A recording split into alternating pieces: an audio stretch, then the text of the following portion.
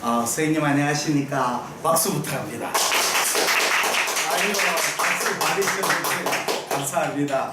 반갑습니다. 우리 용초사 제15기 1차 워커숍에 참여해 주신 선생님께 감사드립니다. 이제 여러분은 저하고 2주가 빡빡한 8차례 워커숍을 진행합니다. 진짜 하드 트레이닝입니다. 앉으십시오, 선생님. 초음파를 참 이제 어차피 배우지 않으면 안 되도록 되어 있습니다. 곧 이제 초음파가 보호막가 되거든요. 보호막가 되는데 지금 마지막 그 단계를 지나고 있습니다. 뭐냐면 수가는 다 정해졌습니다. 정해졌는데 이제 처음 올 때, 그 다음에 올 때를 몇 퍼센트 받느냐 이 가지고 밀고 땡기고 합니다. 무슨 뜻이냐면 초음파가 처음 내원할 때 수가의 30%를 본인 부담하거든요. 두 번째 올 때를 이제 정부는 이제 80%, 우리는 이제 의사에서는 358로 하자. 처음에는 30%, 두 번째는 80%, 50%, 세 번째는 80%, 그 다음 계속 몇 번 횟수 제한하고 퍼센트 그 이야기가 지금 마지막 나오고 있습니다. 그래서 작년에 초음파 수가가 작년에 결정됐거든요. 우리로 봐서는 굉장한 행운입니다. 만약에 올해 결정됐으면 문재인 케어하고 같이 해가지고 수가가 엄청 후려쳐를 가능성이 있는데 작년에는 문재인 케어도 생각도 안 했기 때문에 수가가 비교적 잘 나왔습니다. 선생님들 보시면 깜짝 놀랄 겁니다. 수가가 부위별로 짜갈라져 있고 그 다음에 수가가 그래도 상당히 보험수가가 좋은 수가로 책정이 됐습니다. 선생님 보시니까 느꼈지요? 네. 예. 제일 수가를 잘 받았던 건 제가 보니까 경동맥 초음파가 제일 수가가 괜찮습니다. 제일 못 받은 수가가 보니까 심장 초음파가 굉장히 초음파 수가가 적습니다. 이게 결국은 정책의 실패, 정책이 아니고 우리 이제 관련 단체 중에서 카디올로지 선생님들이 너무 신경을 안 썼는 거지요. 그래서 수가를 적게 받았어요. 사실은 경동맥 초음파는 초음파 기계가 별로 안 줘도 얼마든지 할 수 있는 검사법이고, 심장 초음파는 적어도 옳게 하려고 하면 기계가 좋아야 되는데 그 두 가지 검사는 기계도 차이 있고 테크닉도 차이 있는데 별로 차이가 없도록 수가가 정했거든요. 그런 거 보면 신경과 선생님들이 굉장히 로비를 잘했는 것 같습니다. 어쨌든 내과는 비교적 괜찮게 받았고, 또 수가도 상복부, 하복부 이렇게 부위별로 나눴기 때문에 괜찮다고 생각합니다. 물론 검사를 하면 다 주는 거 아닙니다. 상복부가 메인 하면 하복부로 하면 몇 퍼센트 이런 식으로 됩니다. 폴리펙토미 하면 추가하면 몇 퍼센트 하듯이 똑같이 그렇게 됩니다. 그거 완전한 걸 곧 나올 건데 생각보다 늦었습니다. 정부가 10월 달부터 하려고 하는데 10월 달부터 좀 늦어질 가능성이 많습니다. 내 생각에는 11월 달, 최악의 경우는 12월 달, 금년 내로 넘지는 않습니다. 다음에 이제 이 초음파가 왜 중요하냐면 앞으로 우리 의료의 패턴이 바뀌어집니다. 지금까지 우리 의사가 환자를 진료하는 것은 의사의 주관적인 판단, 경험에 의해서 많이 좌우되죠. 뭐 극단적으로 했지만 옛날에 맹장 환자가 오면 일반의 의사가 앞에를 이제 의심되면 피지컬하고 히스토리가 맹장염입니다. 중수염이죠. 수술해가 하죠. 그러나 이제 수술하다 보면 맹장염이 아니고 다이베틱 큐라이티스가 나올 수도 얼마든지 있죠. 그러면 옛날 같으면 환자한테 이렇게 열어보니까 다이베틱 큐라이티스입니다. 그냥 뭐 극하면 환자는 그렇습니까? 그거 넘어가는데 지금은 곤란하죠. 왜냐하면 중수염은 수술한 병이지만 다이베틱 큐라이티스는 메디컬 트리트먼트가 원칙인 병이죠. 그렇게 환자 중에서 계실려면 왜 당신이 수술했어? 이런 식으로 브레임을 받을 수가 있습니다. 그래서 앞으로 모든 그 진료는 에비던스를 가지고 영상의 에비던스를 줘야 되거든요. 세상이 변했죠.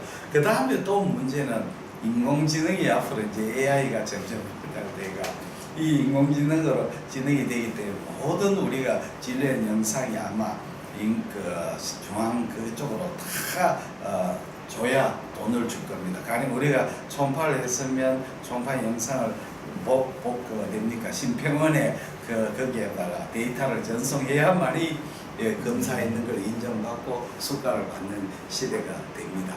왜 그렇게 되느냐면 앞으로 의료업에 제일 돈을 벌이는 부서가 병원이 아니고 제약회사도 아닙니다. 누구냐 하면 그 통신사입니다. 통신사입니다.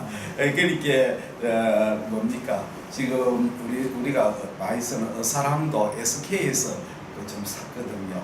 그리고 지난번에 원격 진료를 준비할 때 서울의 빅5 병원이 전부 다 통신사하고 전부 다 매칭을 다 했거든요. 매칭을.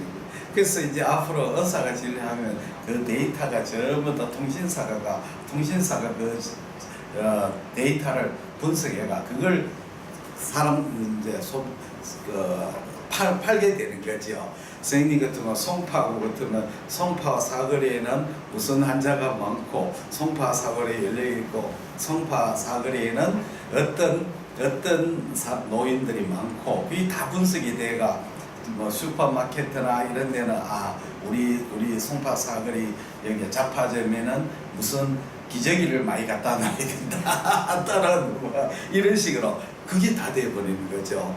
그래서 앞으로 의료에 가장 돈 많이 버리는 것은 통신사입니다. 두 번째 돈 많이 버리는 것은 병원이 아닙니다. 병원이 아닙니다. 제약회사가 됩니다. 그 다음에는 돈 많이 의료기 회사, 각종 물품 회사. 병원은 의료업에 조그마한 부실기를 받게 됩니다. 이 시대가 의료만 곰이 제주 넣고 돈은 왕수방이 가져가는 셈이 됩니다. 어쩔 수 없이 트렌드가 그래야 되는 거죠. 그래서 앞으로 의료의사는 결국은 모든 것을 영상으로 제작해야 되는 거고 영상을 모르면 이제 의사로서 존재의 가치가 없어집니다. 그래서 가천대학 예전에 그 AI 담당하시는 이완 교수님이 강의하는 걸 들었거든요. 가천대학에 신경외과 선생님인데 그 AI 들어가면 그런데 AI를 들어올 때 전부 다 가천대학 선생님들이 당신은 이완정 같은 아주 나쁜 사람이다 욕을 많이 했답니다. 욕을 많이 듣고 그러는데 자기 생각은 앞으로는 이것이 대세가 되니까 이걸 해야 된다. 그 다음에 의과대학 교육도 바꿔가지고 의과대학 예과 때 공대 전자공학과 애들하고 같이 통합교육을 해가지고 의사들이 전부 다 코딩도 배우고 그 컴퓨터를 알아야 나중에 이 인공지능 시대에 대비하는 의사가 된다. 이런 식으로 이야기하는데 좀 맞다고 생각하거든요. 앞으로 의료는 굉장히 변합니다. 다음에 제가 이제 의과대학에 대구의 계명의대에 가끔 강의하러 초청을 받습니다. 강의하러 가면 이제 전부 다 학생들이 약간 좀 비관적으로 미래를 생각하는 학생들이 굉장히 많습니다. 왜냐하면 선배들이 전부 다 강의하러 가면 앞으로 의사는 별 볼 일 없다. 의사는 좋지 않은지. 그래서 저는 강의하러 갔더니 오후 시간에 갔더니 학생들이 전부 다 졸고 있어요. 그래서 들어가가지고 분위기가 별로 밝지를 않아요. 본과 2학년이에요. 그래서 제가 가가지고 내가 제일 막 여러분 계명대 학생 여러분 의과대를 들어왔을 때 들어오기 싫은데 억지로 부모님의 강건위해서 들어오신 분이 계십니까? 그랬더니 갑자기 누워자들이 갑자기 고개를 보니 나를 보는 거래요. 조용해요. 여러분 의사가 앞으로 나쁘다고 생각하십니까? 저는 절대 그렇지 않다고 생각합니다. 의사는 아주 좋은 직업입니다. 좋은 직업이고 의사는 앞으로 전망이 굉장히 좋습니다. 개털이 저보다 이사가 더 크거든요. 그래서 제가 설명을 했습니다. 내가 의과대학에 72학번이고 그 다음에 지금까지 이제 88년에 개업하고 개업을 이제 30년이 다 됐는데 제가 개업할 때는 의약분업도 물론 없었고 의료보험도 없었고 그런 시절인데 다 봤거든요. 고비마다 힘들었는 것 같은데 돌파구가 있었거든요. 돌파구가 있었어요. 그래서 저는 미래를 조금 더 낙관적으로 봅니다. 자세한 건 나중에 또 이야기를 해드리겠습니다. 문제는 단 하나입니다. 의사가 앞으로 참 전망이 괜찮은데 의사의 폭이 넓어진다는 거죠. 나는 의료업에 좀 이해를 못 되는 점이 있어요. 자, 변호사께 보면 제일 돈 잘 벌이는 게 김현대장의 파트너 변호사입니까? 연봉 30억에서 50억 안 벌입니까? 그렇지 않나요? 상장기업의 임원들도 보통 10억 넘지 않나요? 그렇죠? 그렇죠. 근데 그렇다면 우리나라의 삼성이나 아산이나 연세대학병원의 병원 의사 같으면 뭐 상장기업 임원 못지 않는 사람이죠. 그러면 그 사람은 연봉 30억, 50억을 벌여야 정상이지 않습니까? 그렇지 않나요? 탑이니까. 그렇지 않지 않나요? 그렇게 의사인 경우에는 잘 버리는 사람과 못 버리는 사람의 폭이 적지 않습니까? 그렇죠? 그러나 앞으로는 그래 되지 않는다는 거죠. 쫙 벌어져가 돈을 많이 버리는 사람은 엄청나게 많이 버리게 되고 못 버리는 사람은 그냥 자기 나이에 일반 회사원하고 똑같이 버리게 될 것이다. 이런 이야기를 했거든요. 즉 말하자면 내가 50대라 같으면 50대 직장인, 뭐 쉽게 말하자면 제약회사 직장인하고 월급이 똑같을 것이다. 왜 그러냐면 앞으로 시대가 인공지능 시대고 앞으로 지식의 시대가 되니까 지식을 가지고 그걸 많이 아는 사람은 엄청난 혜택을 받고 그렇지 않은 사람은 그냥 평범한 직장의 월급밖에 못 받는 시대로 바뀌어지는 겁니다. 이거는 뭐 어떻게 해도 바꿀 수 없는 추세입니다. 그러니까 말씀드리자면 의사도 이제는 능력에 따라서 차이가 굉장히 많이 나오고 또 이 말은 우리가 기회가 생기는 시대에 접어들었습니다. 저 이야기를 하고 마칠게요. 제가 이제 72년도 경북의대에 들어가가 7, 8년도에 졸업하고 대구 경북의대에서 인터레전트 다 마쳤죠. 그게 완전히 대구 토백이죠. 그래서 군대 생활은 83년에서 86년에 마산통합병원에 군의관하고 86년에서 88년에 서울의 상도동 제일병원에서 그게 공직이 2년이었습니다. 그 당시에 왜 서울에 왔느냐면 제가 나올 때가 레지던트가 내가 4년제 마지막이고 내 밑에는 3년제 처음이었는데 같은 해 같이 시험을 쳤습니다. 우리가 4년제 하다가 3년제 하다가 4년제 됐다가 또다시 3년제는 안 바뀌었으니까 그때 우리 3년제하고 4년 같이 쳤는데 TO가 3년제가 내보다 2배를 많았어요. 한 해 3배가 나와버렸습니다. 그렇게 일시적인 취업난이 되는 거지요. 그래서 저 경우에는 4년제는 대부분 군대 갔고 3년제는 거의 다 공보위로 빠졌어요. 빠졌어요. 그리고 나오면 취업을 하려고 하니까 불리하게 되는 거래요. 그래서 대구에 취업을 하려고 하니까 자리가 없었어요. 할 수 없이 이제 서울의 상도동 제일병원이라는 조그마한 중소병원에 거기서 취업을 했습니다.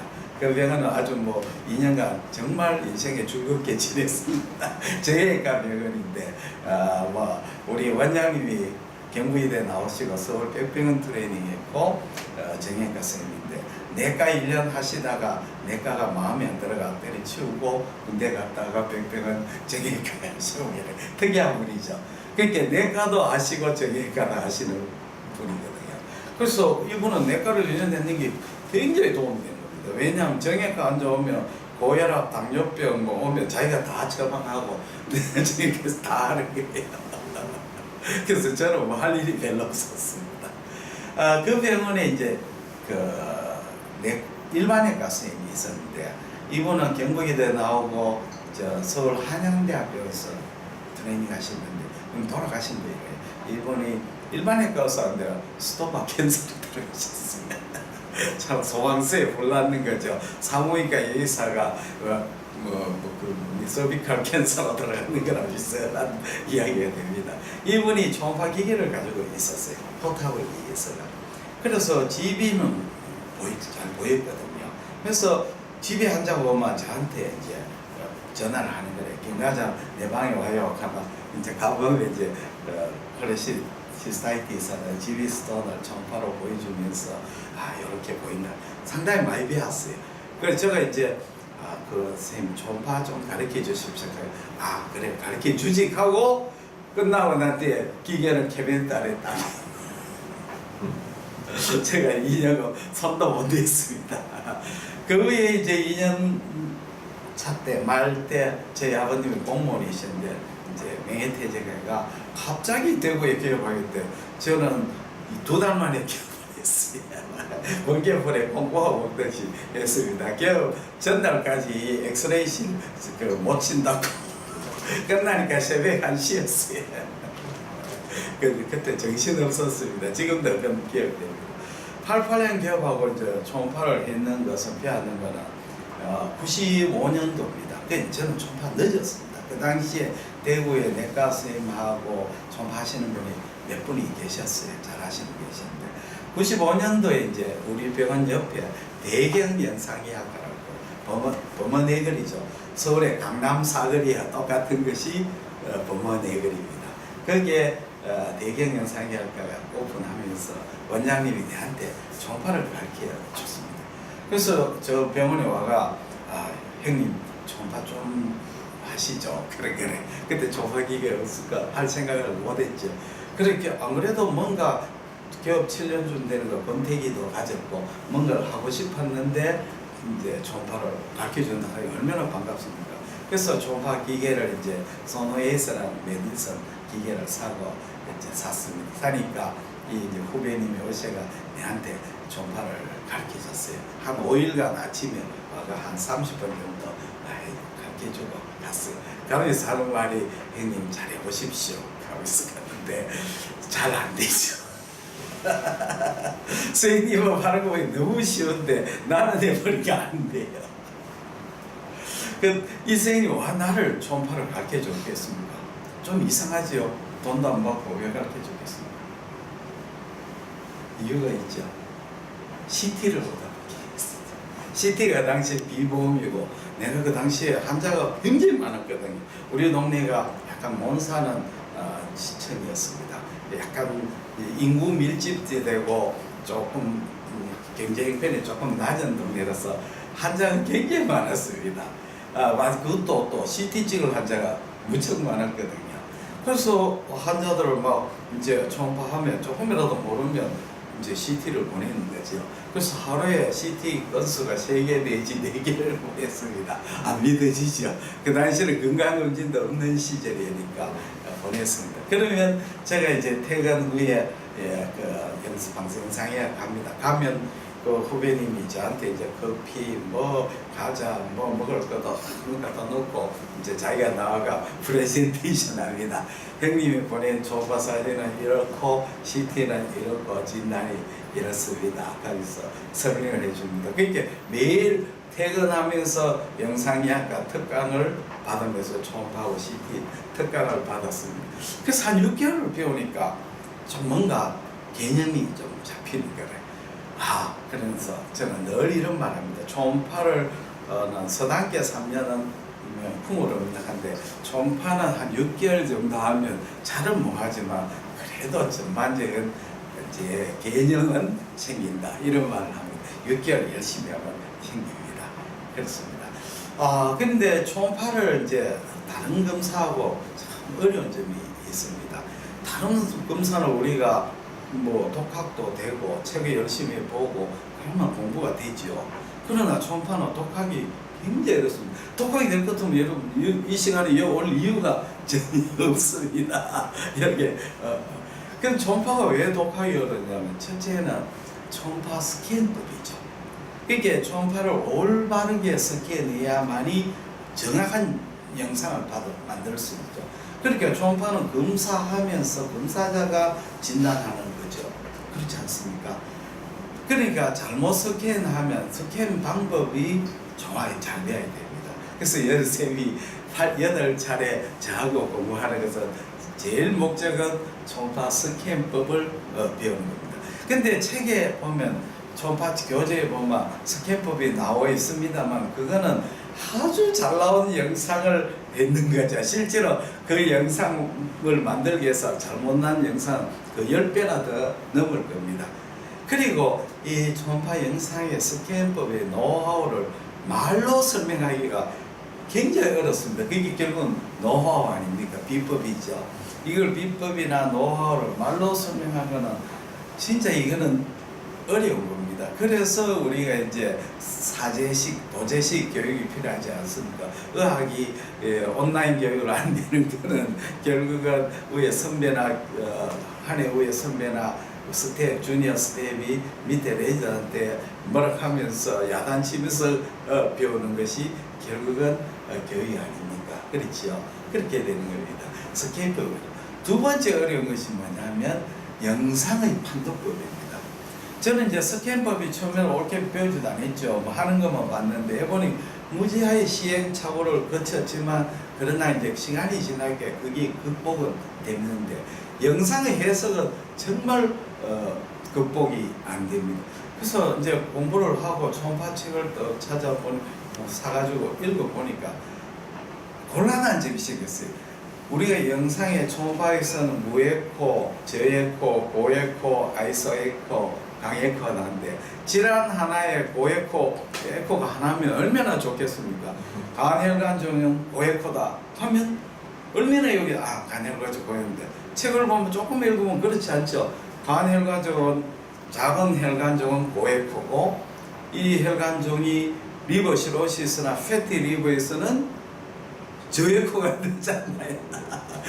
때로는 아이소에코로 안 보일 수도 있고 때로는 혈관종의 마지널 고에코가 있을 수 있고 또 혈관종 어떤 거는 믹스드 에코로 나올 수 있고 그럼 다 나오는 거 아닙니까? 고에코, 저에코, S에코, 믹스드 다지 뭐 그렇게 써놨는데 왜 그렇게 나왔냐가는 책에 잘 나오지를 않고 있거든요. 그렇게 되니까 학회의 강의를 듣고 나면 한참 듣고 나면 머리 한번 이렇게 돌리고 나면 화장실을 갔다 나와 다 잊어버리네. 혈관종이 무슨 애거들을 이런 거지. 참 곤란하죠. 그 왜냐하면 우리가 병리를 이 초음파의 속에는 결국은 그림자죠. 영상 아닙니까? 영상 이야기하는 그림자를 보고 실체를 추적하는 거죠. CT, 초음파, 엑스레이, MRI는 다 그림자를 보고 본 실체를 추정하는 것이 영상 이야기인데 그거를 알려고 하면 병리를 알아야죠. 병리 소견을 알면 그걸 대부분 이해할 수가 있습니다. 그래서 오늘 첫 시간에 가장 중요한 것이 병리로서 이걸 어떻게 해석하느냐가 중요합니다. 제가 병리를 처음 배우는 것은 물론 국가대학 때 뭐 병리 공부했죠. 다 잊어먹었죠. 다 잊어먹고 병리가 왜 필요한지를 하나도 몰랐는데 나중에 제가 한 10년 전에 다리를 다쳐가 테니스가 다리를 부러가 2달간 이제 병원을 이제 접고 이제 우리 병원을 쉬고 대구의 계명의대 해부병리과에서 2달간 그때 여름에서 그 해부병리가 에어컨이 빵빵하게 나오고 시원하지 않습니까? 그것도 물리 재활 치료하고 맞은편 방이 있어요. 거기에 2달간 이제 병리과에 갔습니다. 거기에서 여기에 좀 쉬도 됩니까? 그렇게 그래라 하는 거예요. 그래서 병리과에 가가지고 해부경도 보고 조직 스페시멘도 보고 이렇게 너무너무 재밌어요. 내가 이제 막연하게 생각하는 스토마 캔서, 볼만탈 캔서, 볼만3, 뭐 리날 셀 CA 뭐 각종 조직의 스페시멘 오는 거 보고 또 현미경 보고 이러니까 내가 이때까지 막연하게 알고 있는 지식이 이 그로스하고 매치가 되어버리는 거야. 이렇구나. 서브무코스가 이렇구나. 이게 바로 리날 셀시가 이렇구나. 만져보고 잘라서도 보고 이러니까 현미경을 보니까 너무 지식이 통합이 되는 거예요. 그래서 거기에서 또 제가 배우는 이 갑상선을 배웠습니다. 그 이제 동산병 계명에 대해서 FNA를 병리과에서 해부병리과에서 하거든요. 그래서 이제 갑상 결절을 FNA 하면 그걸 슬라이드로 설명해가지고 디프킥하고 팝스메어 해가지고 이제 바로 이제 팝스메어는 그 95 알코올이 집어였고 그거는 슬라이드를 제작해야 되고, 디프킥은 바로 그 자리에서 헤어드라이로 말라가지고 바로 고잖네. 바로 이를 보면서 이제 옆에서 보니까 굉장히 쉬운 거래. 사이로이드 병리는 너무너무 쉬워요. 그래서 조금만 보니까 이해가 딱 되거든요. 그래서 이제 슬라이드를 보면서 나도 이래 보니까 파피럴 캔서가 나오는 거래. 그래서 파피럴 캔서네 병리세 야 어떻게 알아? 자꾸 보니까 알겠네요. 그게 이 병리가 쉬운 거래. 그래서 병리를 공부하고 난 뒤에 갑상선 초음파를 하니까 너무 쉬운 거죠. 왜냐하면 크로스를 보고 병리를 보고 거꾸로 초음파를 보니까 이게 매치가 돼버린 거예요. 그래서 저는 다리를 부러가지고 갑상선 초음파를 배우고 병리를 배워가 지금도 갑상선 병리 강의를 많이 하게 되죠.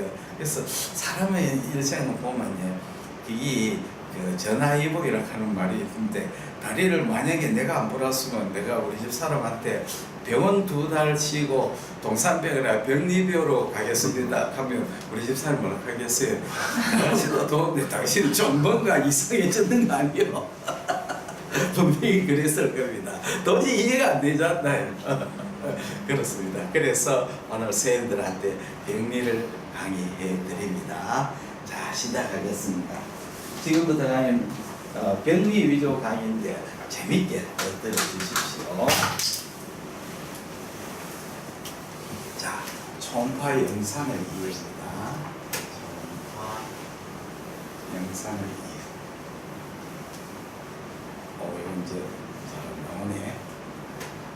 초음파는 결국은 음파죠. 음파인데 우리 가청 주파수보다 높은 주파수가 초음파죠. 사람이 듣는 주파수는 16에서 2만 헤르츠가 되죠.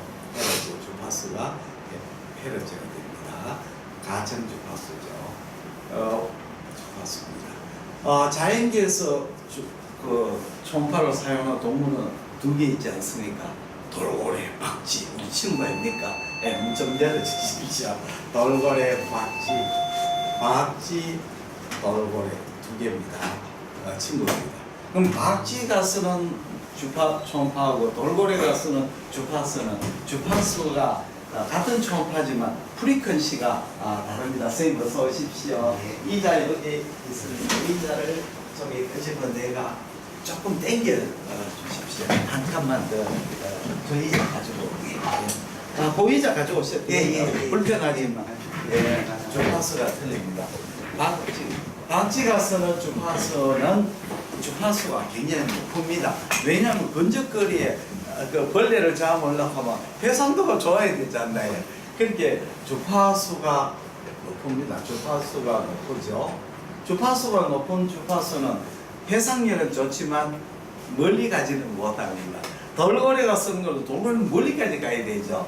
주파수가 낮죠. 낮고 해상력은 떨어지지만 멀리 가는 거죠.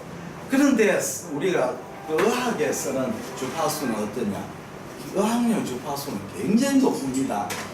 2만 헬에서 2MHz에서 메가헤르츠에서 15MHz로 사용해야 되죠. 메가락 하는 것은 어느 정도가 100만입니다. 100만.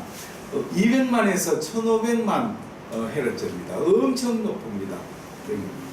자, 이렇게 높은 주파수를 사용하기 때문에 공기를 통하지를 못하게 됩니다. 그러니까 이 돌고래나 박쥐 쓰는 주파수가 낮기 때문에 공기를 통과하는데 우리가 의학용은 공기를 못 뚫고 갑니다. 그래서 우리가 탐촉자를 이렇게 할 때 제어를 이렇게 쓰지 않습니다. 제어를 사용하는 목적은 이 초음파가 스킨을 밀착해가 초음파를 잘 통과하게 쓰고 그 다음에 접촉면을 부드럽게 하기 위해서 제어를 사용하게 되는 거죠. 자, 초음파가 물질을 통과하면 어떤 물리 현상을 가지느냐, 이게 중요합니다. 자, 초음파에서 물질을 잘 통과해가 투과해버리는 경우가 있습니다. 투과 뚫고 가버리는 거죠. 다음에는 아주 강한 반사체하고 하면 반사가 되고 되도록 그런 거죠.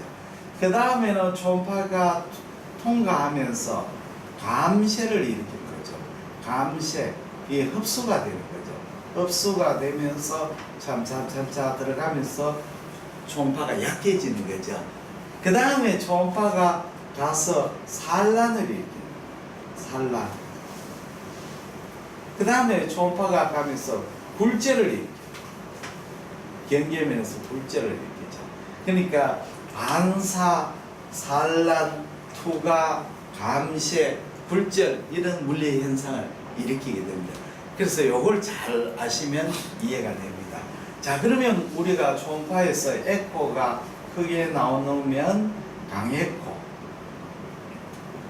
고에코, 뭐 강에코나 고에코는 똑같습니다. 근데 이제 뚜렷한 후방 음영을 동반하는 걸 강에코로 하죠.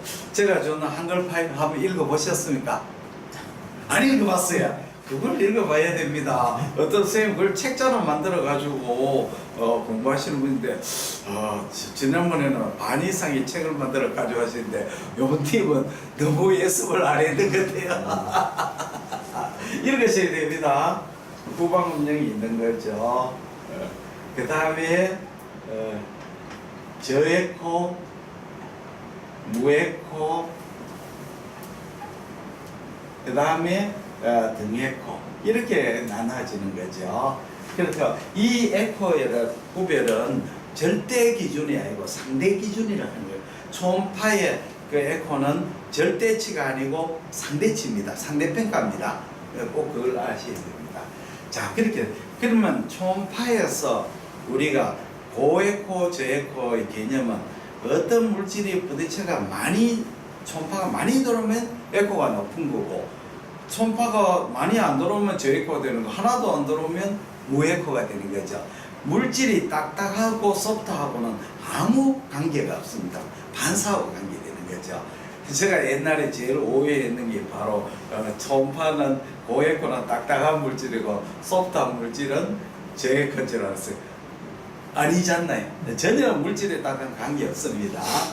자, 그러면 첫 번째 강에코에 대해서 설명을 드리겠습니다. 강에코로 하는 것은 우리가 반사를 마이가 희게 나오는 거죠. 그리고 후방 음영을 동반하는 거죠. 대표적인 게 석회화입니다. 석회화. 칼시피케이션입니다. 석회화 물질이 간에 리버에 칼시피케이션이 있거나 이렇게 되면 석회화가 이렇게 있으면 초음파가 딱 와가지고 부딪히죠. 부딪히면 강하게 반사를 하는 거죠. 반사를 하고 일부는 통과하지만 감시를 일으키게 됩니다. 그래서 석회화는 이렇게 고에코로 보이고 뒤에 섀도우가 동반하게 됩니다. 섀도우가 그림자 다 보이죠. 네.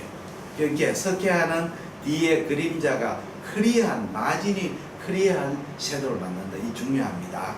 다음에 잘 알아야 될 에어입니다. 공기. 자, 공기가 우리가 작은 공기가 있을 때는 소량의 아주 저소량, 극소량의 공기가 있을 때는 점상고에코, 점으로 보이죠. 점상고에코입니다. 그 다음에 공기가 조금 더 많을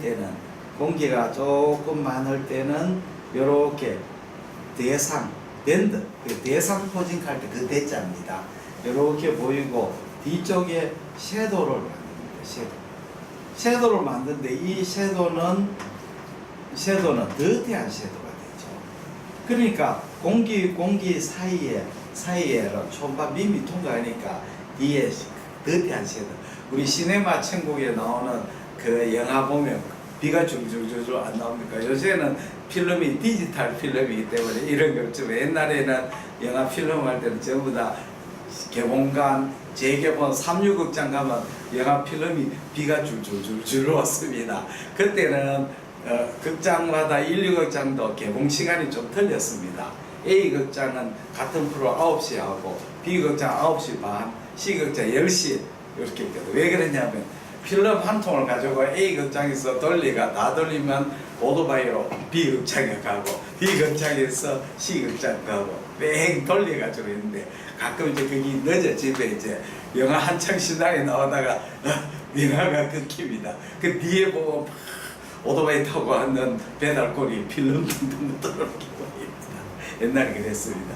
자, 그 다음에는 공기가 이렇게 공기방울이 이렇게 있으면 공기방울이 있고, 공기방울 안에 액체가 이렇게 보이는 수가 있습니다.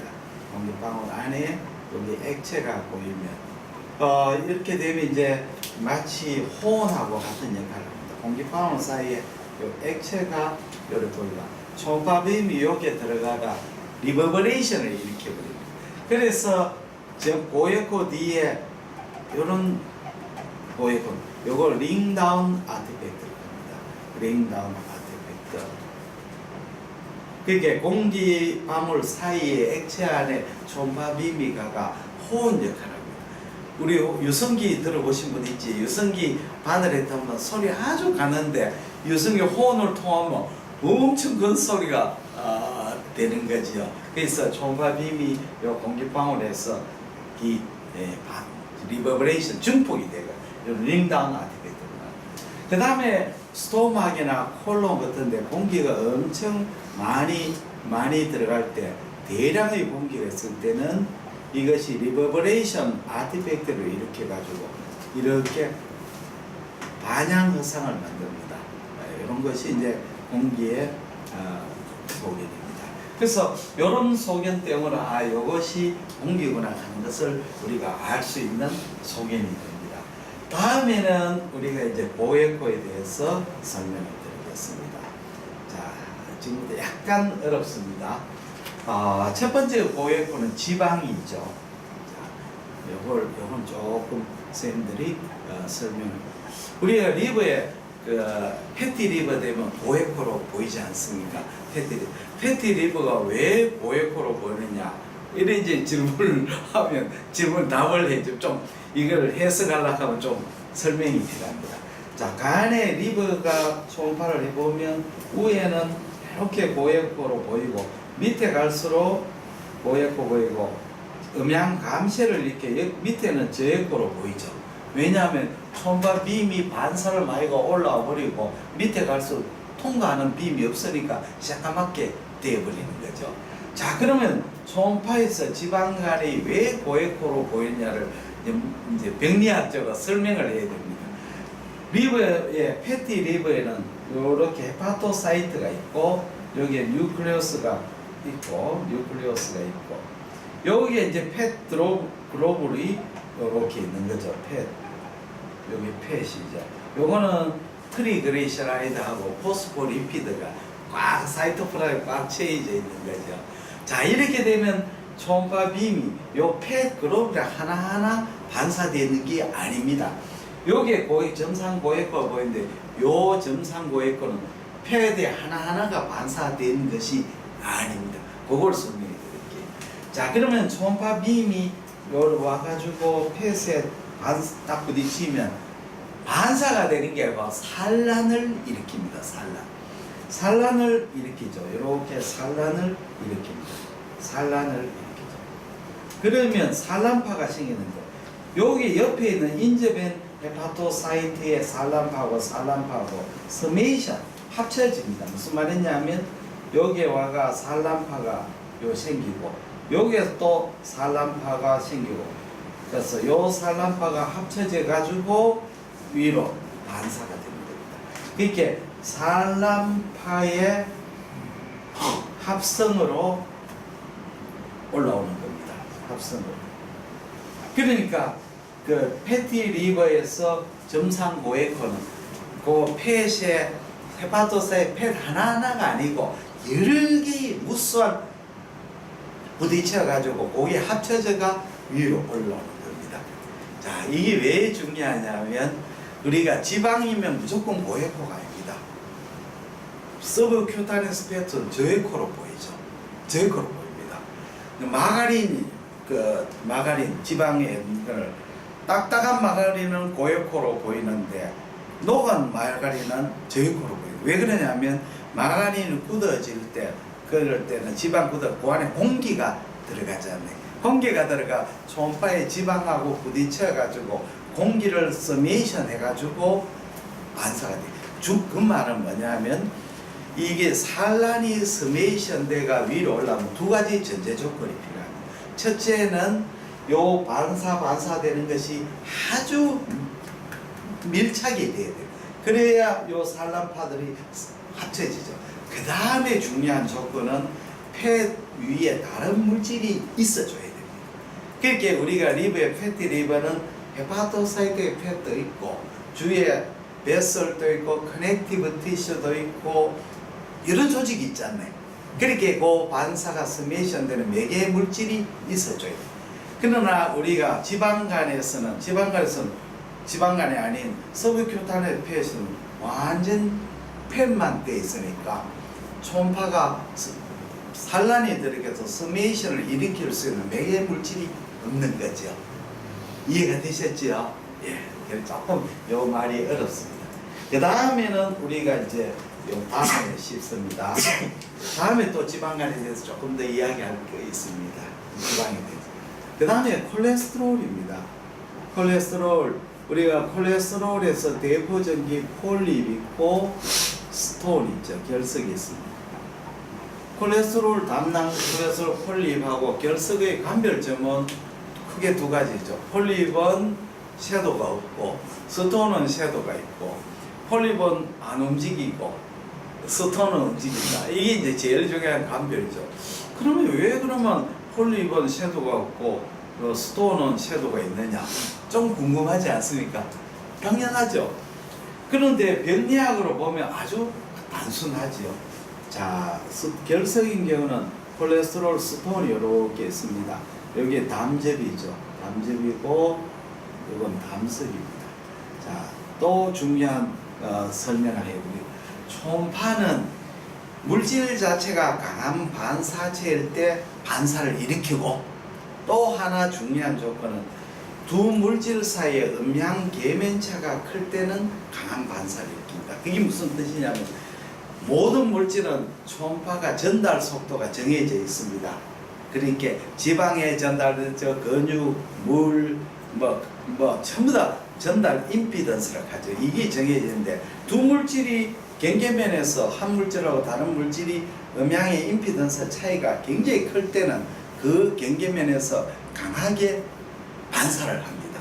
그건 나중에 또 한번 떼어 놓으셔야 됩니다. 물질이 강한 반사체일 때 반사를 많이 하고, 강한 반사체가 아니라도 음양의 임피던스가 클 때 강하게 반사한다. 요걸 알아야 이해를 합니다. 자, 담즙하고 콜레스테롤 결석하고는 음양 임피던스가 큽니다. 그리고 콜레스테롤 자체도 강한 반사체입니다. 그러니까 초음파가 이 경계면에서 강하게 반사를 해가 선상 고획부를 나오고, 그 다음에 차차차차 감쇄를 일으켜 가지고 마지막에는 섀도를 만들죠. 그래서 콜레스테롤 결석을 보면 위에는 보면은 강한 반사체가 선상으로 호상으로 이렇게 해가 마지막에 섀도를 만드는 거죠. 이해가 되셨죠? 콜레스테롤 폴립은 어떠냐? 폴립은 콜레스테롤이 폴립 왜 생기냐면 담즙에 있는 콜레스테롤이 담낭 에피셀리움으로 들어가면 담낭백에 있는 베슬에서 히스테오사이트가 나아가 이 콜레스테롤을 엔갈핑 해버리죠. 그래서 이게 담낭백으로 담낭내관으로 돌출했는 거죠. 그렇죠? 그래 병리학적으로 보면 에피셀리움에서 이렇게 돌출했는 거죠. 여기에 상피세포고 에피셀리움 상피, 요 안에 히스테오사이트가 콜레스테롤을 엔갈핑해 주겠죠. 요 안에 이제 콜레스테롤이 들어가 있는 거죠. 예.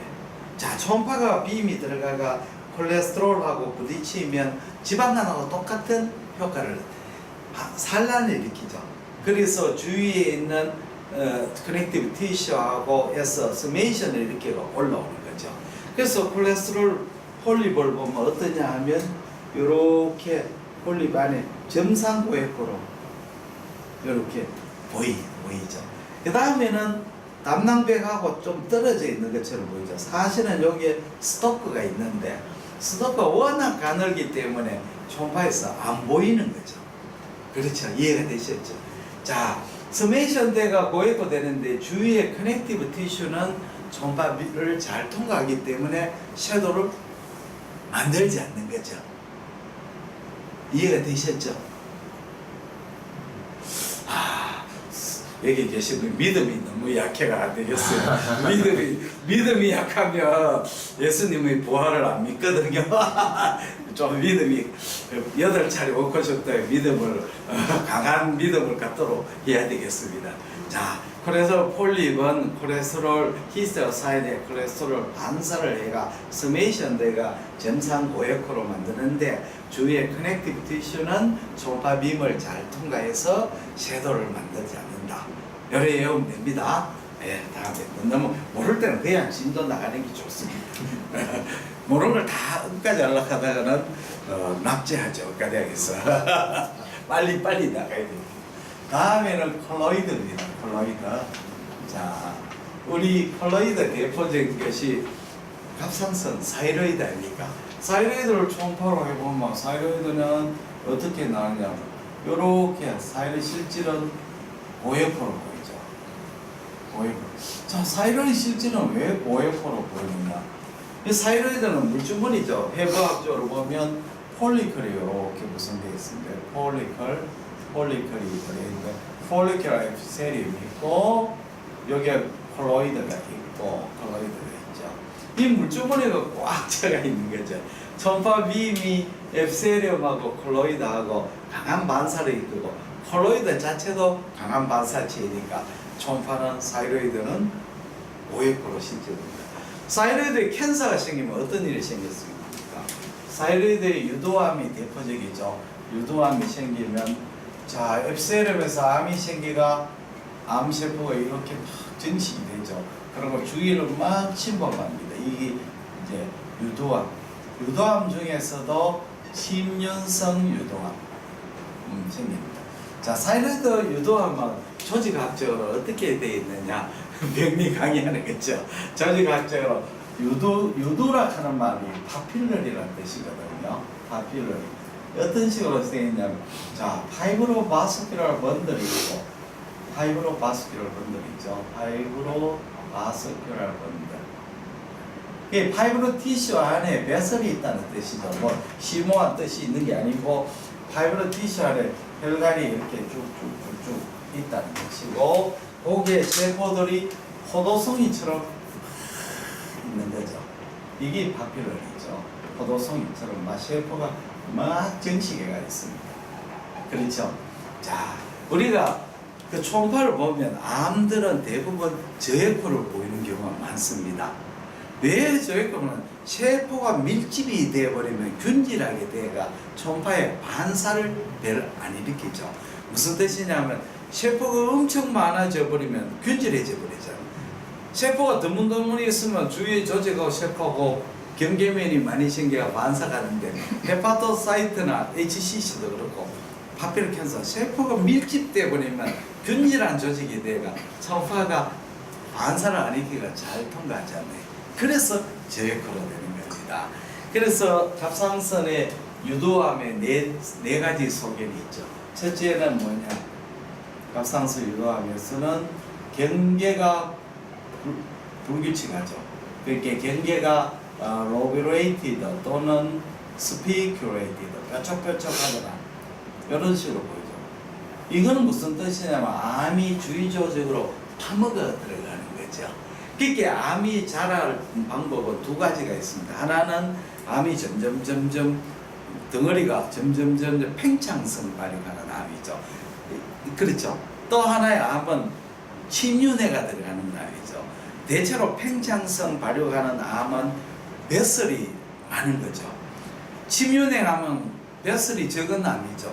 군대가 보급이 많으면 민간인을 약탈할 필요가 전혀 없지 않나요?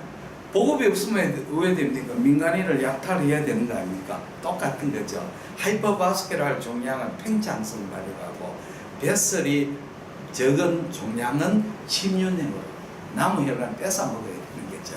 그렇게 되는 거죠.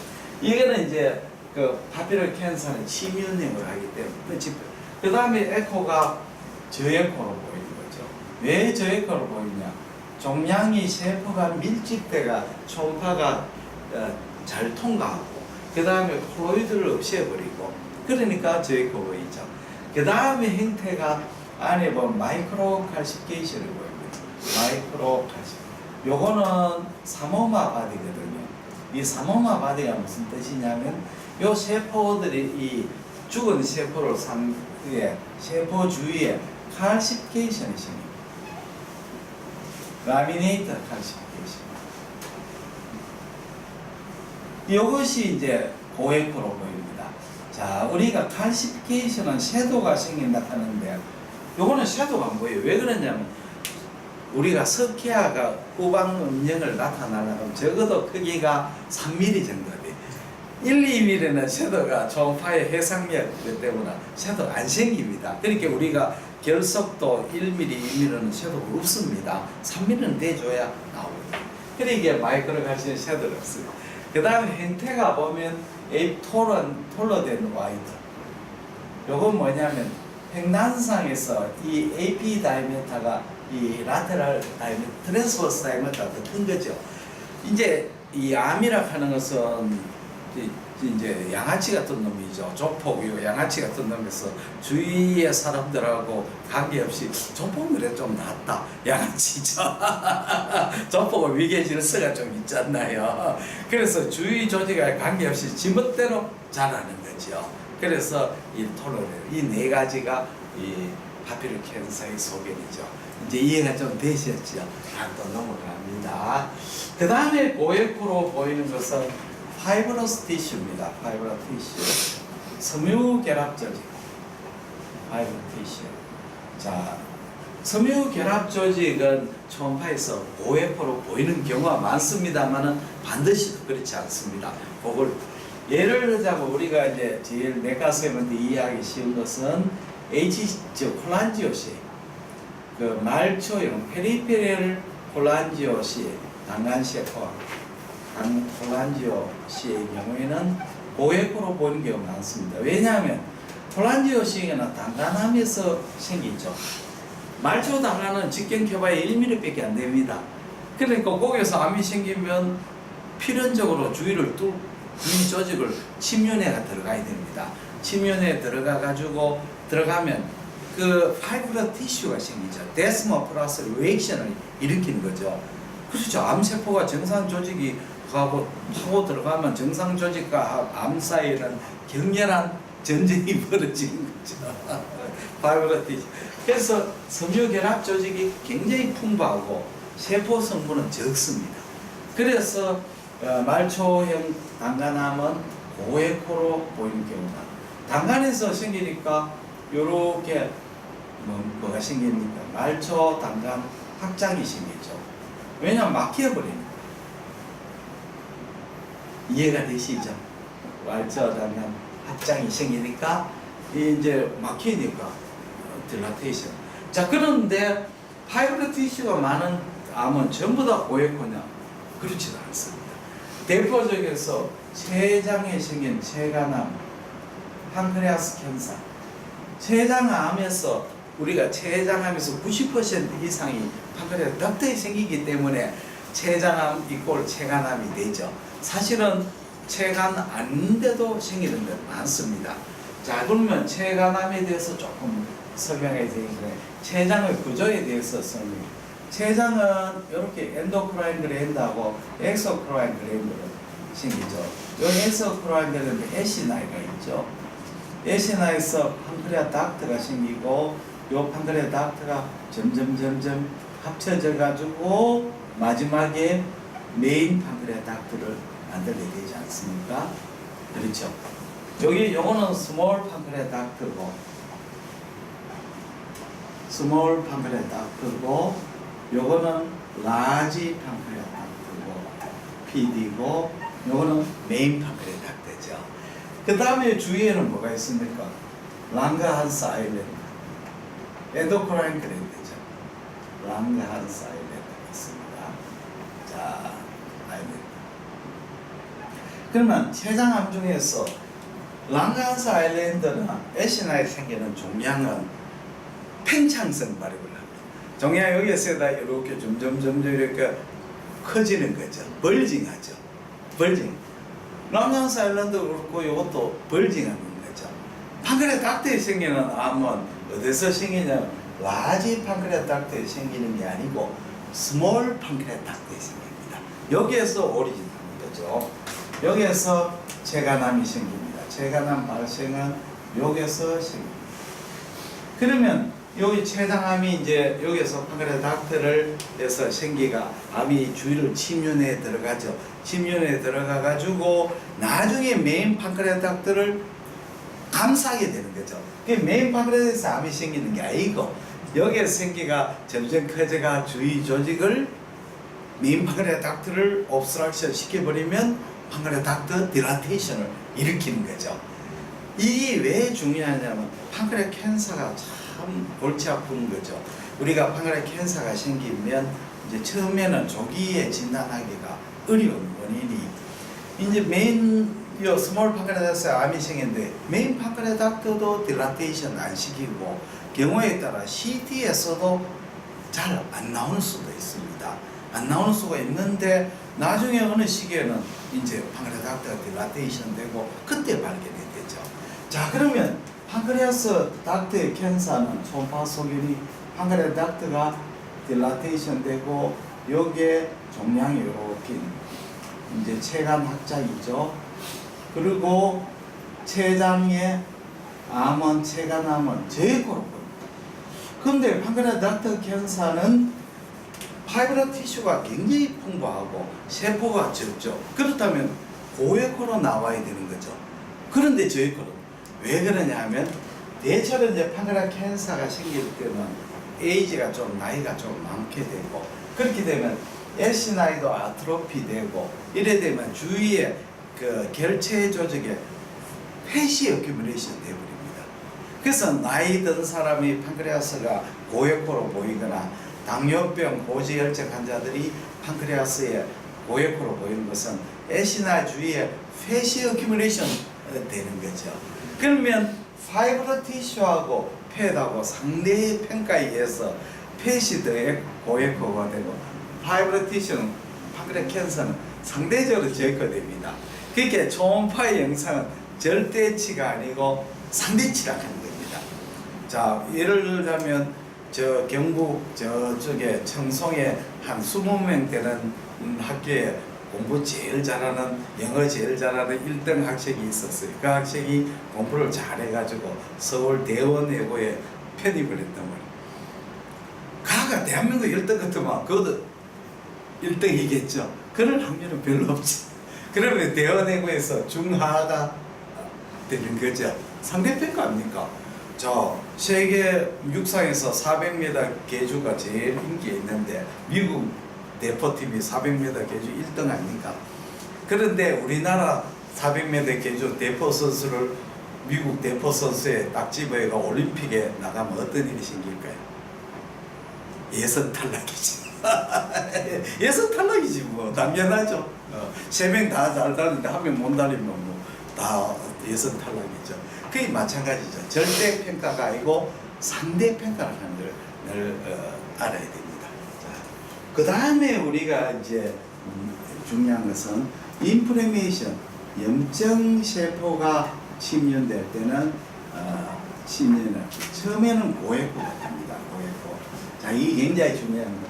우리가 인플레메이션이 생기면 이제 무슨 원인 인플레메이션 처음에는 림포사이트, 뉴트로필, 플라즈마 세럼 이런 세포들이 침륜이 되면 에코가 높아집니다. 그러다가 거기에서 이제 플루이드가 고이기 시작하면 에코가 떨어지게 되죠. 압세서 생기면 무에코가 되는 거고, 그 다음에 크로닉 인플레멘티에스가 파이브러스 티슈가 생겨버리면 어떻게 됩니까? 에코가 높아지는 거죠. 그렇죠. 그래서 우리가 플루이드가 고이는 것은 에코가 떨어지게 되는 거죠. 그래서 우리가 초음파가 굉장히 잘하는 점은, 초음파의 장점은 물을 찾아내는데 귀신입니다. 그러니까 인플레메이션이 생기가 에데마토스 체인지가 생기는 것은 초음파가 기가 막히게 찾아내는 거죠. 그 대신에 공기한테는 아주 잘 못 찾아내죠. 그래서 플루이드가 고일 때 아주 우리가 초음파가 잘 찾아냅니다. 그래서 우리가 소화관에서 AGML이 있죠. 어큐트 게스트릭 무코사 리전 있잖아요. 그거는 이제 서브 무코사하고 서브무코사의 인플레메이션이 생기잖아요. 그러면 소화관의 서브무코사 층이 두꺼워지고 프루이드가 오게 되는데 에코가 오게 됩니다. 떨어지잖아요. 그렇죠? 그래서 청구조는 유지하고 에코가 떨어지니까 이게 AGM이다 하는 걸 알 수가 있죠. 다시 설명해 줄게요. 인플레메이션 생깁니다. 여기 이제 중요한 소견입니다. 그 다음에 이제 무에코로 넘어가 보겠습니다. 빨리빨리 해야죠. 이제 병리 강의 그렇죠? 그렇죠. 제가 검사병원에 갔을 때 본과 2학년 병리 강의를 했어요. 내가 이제 다리 다쳤을 때 병리 선생님, 야 김일봉 선생님, 병리 좀 실습 강의해라. 예, 그럼 뭐 했느냐면 그로서 스페시을 가지고 이제 병리 실습 안 합니까? 그래서 학생들이 이제 모아놓고 이제 볼만 타입 4 캔서 뭡니다. 볼만 3 4 이런 캔서 RCC 이런 걸 포병 가지고 설명을 해줬거든요. 그래서 설명하니까 뭐 학생들 너무 재밌어 하는 거래. 요거는 내시경으로 보면 어떻게 보이고 이게 왜 중요하고 그렇게 설명하니까 학생들이 너무 재밌다. 그 학생들은 병리 배울 때 이게 뭐 배아가 무슨 서약이 있나 가지고 이게 바로 나중에 여러분 의사 되면 바로 필요한 거다 설명하니까 학생들이 좋아하거든요. 병리도 이게 왜 필요하다는 걸 가르쳐주고 가르치면 재미있죠. 자, 무에코이 중요합니다. 자, 무에코의 대표적인 간낭종 헤파틱 시스트를 가지고 설명하겠습니다. 자, 헤파틱 시스트 간의 무릎인데 간의 무릎은 도대체 어디서 생겼습니까? 간의 조직하면 헤파토사이트 있고 베슬 있고 쿠퍼셀 있고 그 다음에 뭐 바일덕트 있고 그 다음에 그 커넥티브 티슈 있고 그런데 도대체 헤파티시스가 어디서 생겼습니까? 어디서 오리진했습니까? 족보가 뭐냐? 헤파티시스 무릎은 어디서 생겼습니까? 어느 조직에서? 바일닥트 생겼잖아요. 바일닥트가 완쾌가 딜라테이션 됐잖아요. 그러면 리날 시스는 어디서 생겼습니까? 당연하죠. 리날 튜블이 생기잖아요. 그렇죠. 그렇게 헤파티시스를 엄격하게 말하자면 바일닥트 시스트죠. 그러면 헤파티시스는 좀 컨제니탈 요인이 많습니다.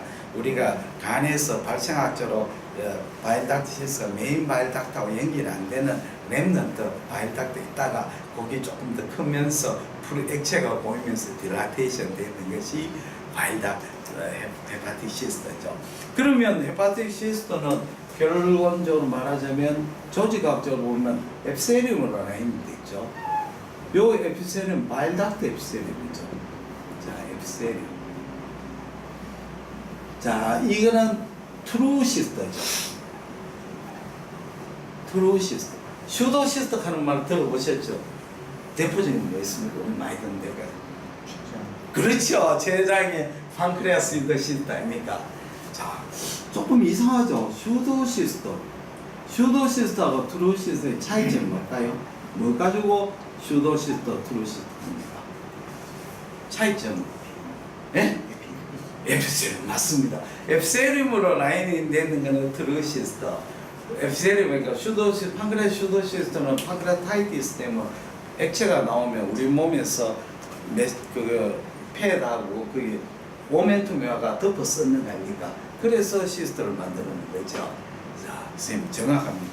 그러면 자, 판크레아스 슈도시스트는 왜 계속 남아 있습니까? 물론 흡수가 돼야 되는데 왜 그러면 판크레아스 슈도시스트가 계속 남아 있습니까? 이상하지 않습니까? 자, 판크레아타이티스 프루이드가 덮어 썼으면 나중에 프루이드가 없어져야 되는데 왜 자꾸 남아 있습니까? 판크레아닥트하고 연결이 되기 때문에 판크레아닥트에서 인터미디언트하게 판크레아 주스를 주는 거래. 북계 빨치산이 게릴라가 지리산에 들어왔는데 국군이 딱 포위해보면 말라 죽잖아요. 북계에서 계속 보급을 주든지 그 주위에 있는 사람들한테 약탈을 하든지 해야 되잖아요. 그렇죠. 판크레아슈스가 잔존한 것은 판크레아닥트하고 연결이 되는데 그 연결이 인터미디언트하게 아주 가는 연결되고 인터넷에 주스가 들어가니까 슈도시스트가 자주 없는 거죠. 자, 그러면 그렇고 그러면 슈도시스트와 트로시스의 차이점은 앱세륨이 있는가 없는 거지요. 그러면 자 무했고 낭종이 되면 초음파가 어떻게 됩니까? 자, 초음파는 물은 초음파가 흡수가 안 되고 잘 통과합니다. 그래서 새까맣게 보이는 거죠. 자, 그 다음에는 중요한 것은 뒤에 후방 음량 증강이 보입니다. 후방 음량 증강. 하얗게 보이죠.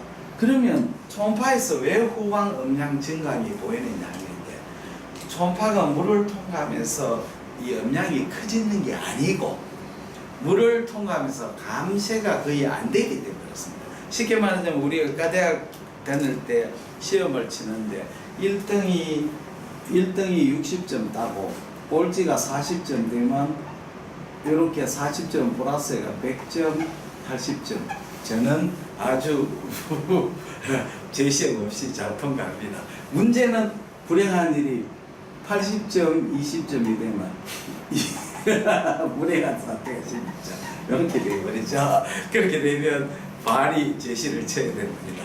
그러면 우리 초음파 기계는 왜 됐냐면 밑으로 갈수록 이걸 증폭을 시켰어요. 그래 안 해놓으면 초음파 기계 영상은 위에는 잘 보이고 밑에는 완전히 끊겨 보이죠. 그래서 밑으로 갈수록 증폭을 시켜놨어요.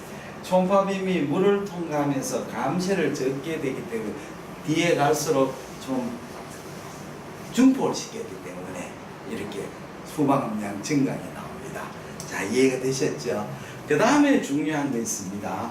자, 초음파는 물하고 주위의 조직하고는 음양 계면차가 굉장히 큽니다. 크기 때문에 요게 앱세륨하고 요하고 또 물하고 바깥 조직하고 할 때는 임피던스 차이가 많기 때문에 반사를 일으킵니다. 그래서 시스트를 자세히 보면 요런 시스트에 요 앞에 점하고 후에 고액으로 이렇게 보이죠. 요거는 왜냐하면 요하고 물하고의 음양 계면차가 크기 때문에 반사를 일으키가 이렇게 나옵니다. 이 중요한 소개입니다. 그 다음에 앱세륨 라인이 되기 때문에 시스터는 경계가 스무스하죠. 스무스합니다. 그 다음에 중요한 것은 굴절을 일으킵니다. 자, 초음파의 물하고 주위 조직인데 주위 조직은 벨로시티가 높고 여기는 벨로시티가 낮습니다. 그러니까 전달 속도가 낮습니다. 그러면 이 초음파가 물질의 속도가 빠른 데서 느린 데로 들어갈 때는 안으로 굴절합니다. 안으로 굴절. 그러니까 보드가 강물이 빠른 데서 강물이 속도가 유속이 낮을 때는 안으로 굴절하고 반대로 물살이 느린 데서 빠른 데로 가면 바깥으로 굴절하게 됩니다. 그래서 초음파 빔이 이렇게 오면 여기서 안으로 굴절해요. 그래서 뭐가 생겼냐면 라테랄 섀도우가 생깁니다. 그렇죠. 섀도우가 생겼습니다. 자, 왜 이렇게 장황하게 설명하느냐면 HCC하고 비교를 하기 위해서 그렇습니다. 자, 우리가 HCC가 생기면 스몰 HCC는 2cm 정도를 스몰 HCC라고 하죠. 스몰 HCC. 스몰 HCC는 헤파토사이트로 구성이 되어서 여기가 저해코로 보이는 수가 많습니다. 자, 스몰 HCC가 왜 저해코로 보이느냐? 간암세포가는 다른 동일한 조직의 면적에 비해서 세포의 밀도가 4배에서 6배 높습니다. 그러니까 암이 생기면 물론 이제 암세포는 정상 세포보다 크기가 작고 꽉 밀집이 돼가 암세포로 꽉 밀집이 되는 거죠. 그렇게 되면 다른 조직은 거의 없고 암세포로 충만되어 버리죠. 그래 되면 초음파빔이 반사를 거의 할 게 없이 잘 통과하게 되는 거죠. 이해가 되시죠? 그래서 HCC는 스몰 HCC는 저해코로 봅니다. 그 다음에 후방 음량도 나옵니다. HCC. 근데 후방 음량이 시스터보다는 훨씬 약합니다. 약감이 있습니다. 왜냐하면 온리 헤파토사이트로 구성되어 버리면 초음파빔의 반사가 별로 없고 투각은 음량 감쇄가 적게 흘러나가 후방 음량 증강이 보입니다. 다음에 경계가 약간 일레귤러하죠. 왜냐하면 여기는 앱세리움 라인이고 여기는 파이브러스 티슈로 둘러싸여 있으니까 경계가 일레귤러합니다. 그렇죠? 그 다음에는 이 HCC가 캡슐로 둘째고 스무스 할 때는 굴절이 어느 쪽으로 되느냐 하면 바깥으로 굴절을 하게 됩니다. 왜 그러냐면 HCC 쪽은 세포가 밀도가 높고 여기는 벨로시티가 높고 여기는 벨로시티가 낮으니까 속도가 낮은 매질에서 속도가 빠른 때는 바깥쪽 굴절을 합니다. 그래서 HCC 굴절을 보면 바깥으로 섀도우가 보입니다. 그렇죠. 그러면 우리 낭종하고 HCC 구별이 어려울 경우가 많습니다.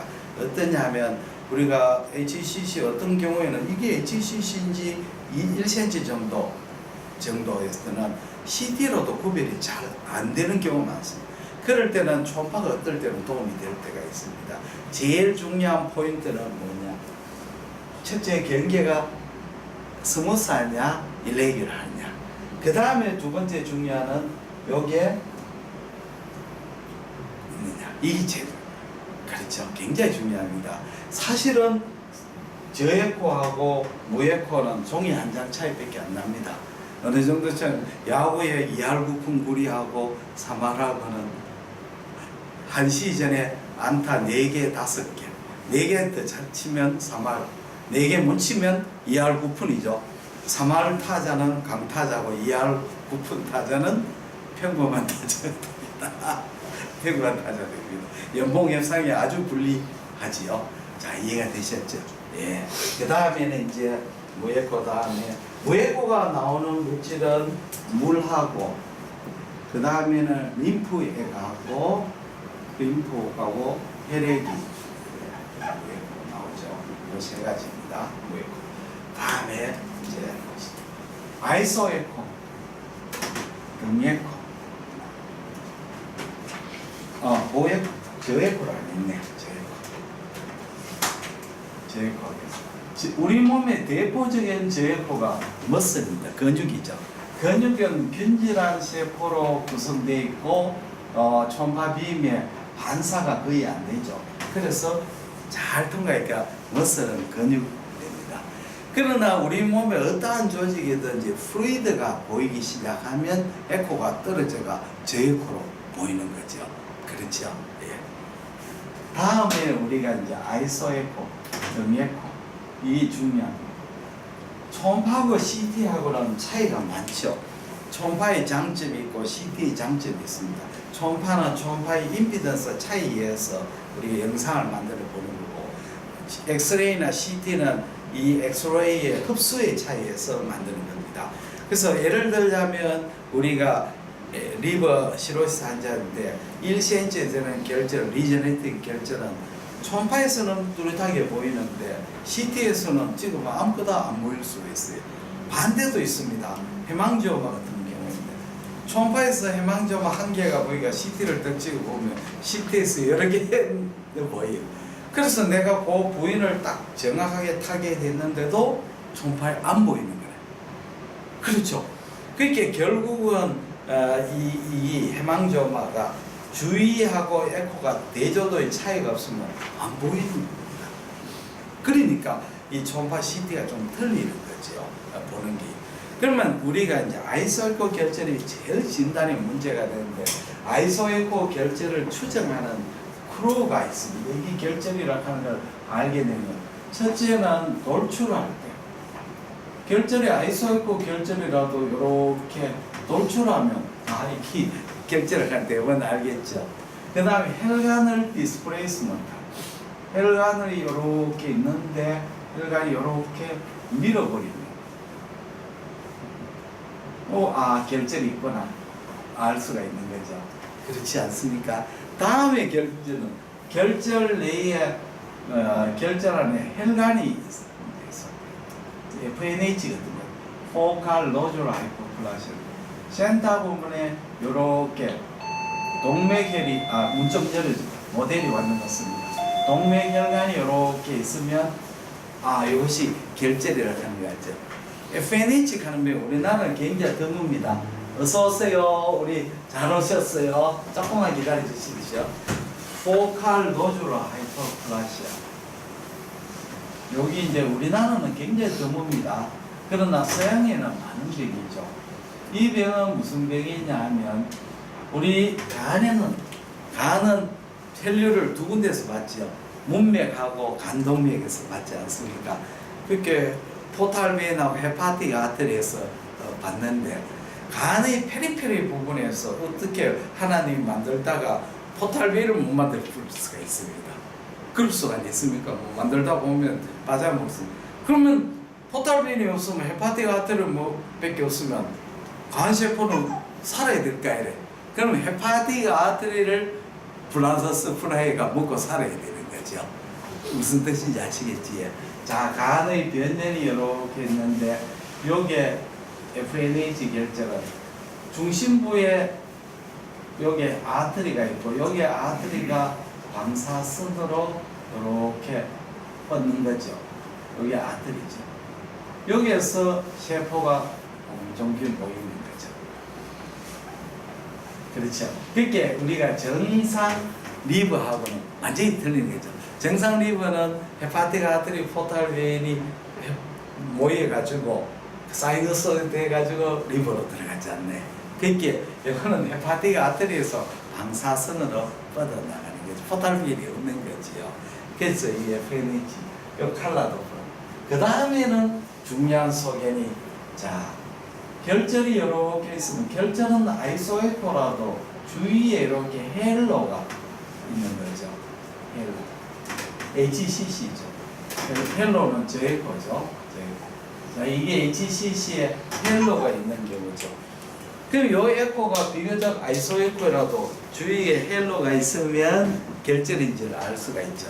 그럼 우리가 HCC에서 그 간세포함이 세 가지가 있잖아요. 첫째는 결절형, 두 번째는 괴상형, 세 번째는 미만형. 그렇죠? 괴상형을 하니까 괴상하다는 게 아니고 덩어리 괴짜입니다. 덩어리를 괴상형이죠. 그러면 그 결절형은 뭐냐면 암이 팽창성 발육을 하는 거죠. 팽창성 발육을 하게 되면 암세포 점점 커지면 주위 조직을 컴프레션 하게 되지 않습니까? 그렇죠. 주위를 컴프레션 하면 주위 조직에 파이브로시스가 생기고 세포들이 응집이 돼버리죠. 그러면 헬로가 생기는 거죠. 그래서 우리가 HCC에서 헬로가 생기는 종양은 무슨 뜻이냐면 이 종양이 팽창성 발육하고 그 다음에 슬로우 그로잉이에요. 래피드 그로잉 하면 뭐 헬로 뭐고 생길 그게 없지 않나요? 그렇죠? 그 뜻이거든요. 그 다음에 우리가 메타세 캔서, 전이성 간종양에서 나오는 종양이 있어. 타겟 사이트, 벌사이 사이트, 항소 누나, 타겟 사이트. 이거는 보면 돼요. 종양이 이렇게 메타세 캔서하고 주위에 이렇게 헬로가 생기는 거죠. 자, 이거는 이제 주로 런 캔서나 브레스트 캔서가 많죠. 이 암이 런 캔서, 브레스트 캔서, 리버로 가가지고 래피드 그로잉. 종양세포가 래피드 그로잉 하면 어떻게 되느냐 하면 요거는 헬로 있는 부분, 제코는 살아있는 암세포죠. 이게 바이벌한 암세포죠. 세포 밀집된 거 제코죠.